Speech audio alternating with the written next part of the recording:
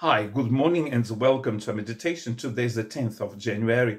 I continue meditating with you in the importance of being a disciple of Jesus Christ, meaning a person who was born from above. To help me in these meditations, I've been reading with you in the New Testament all the verses where the word righteousness appears. And today I would like to read in James chapter 2, verse 23. And the scripture was fulfilled that says, Abraham believed God, and it was credited to him as righteousness, and he was called God's friend. God actually credited to Abraham his righteousness when Abraham believed in him.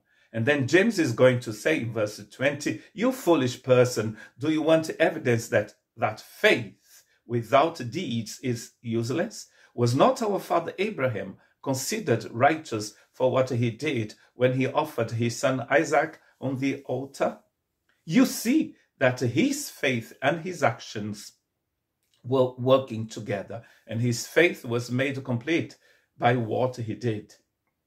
And the scripture was fulfilled that says, Abraham believed God, and it was credited to him as righteousness. Very interesting. Is James saying something completely different, opposite to what Paul said in Ephesians chapter 2? Because in Ephesians chapter 2, Paul said that we were saved by grace alone, and that was by faith. And faith was a gift from God, and it is not through work. It's not through what you do. It's not through deeds. Is James saying the opposite here? We understand better when you read what he's saying about Rahab.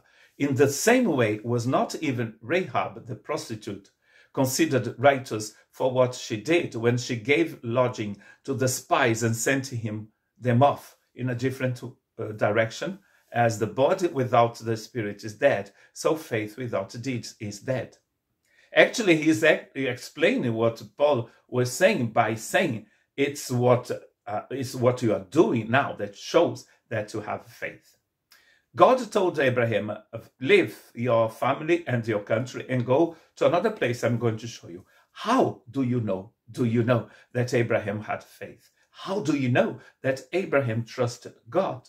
We know because he left. Offer me your son Isaac in Holocaust. How do we know that Abraham believed in God and trusted in God? It's because he offered his son. Jesus says that a tree is known by its fruits. When you see the apples in your apple tree and you taste them, you will understand that that apple tree is a good apple tree. So it is when you obey that we see that you have believed. As Spurgeon says, the grace that changes your life is the grace that saved your soul.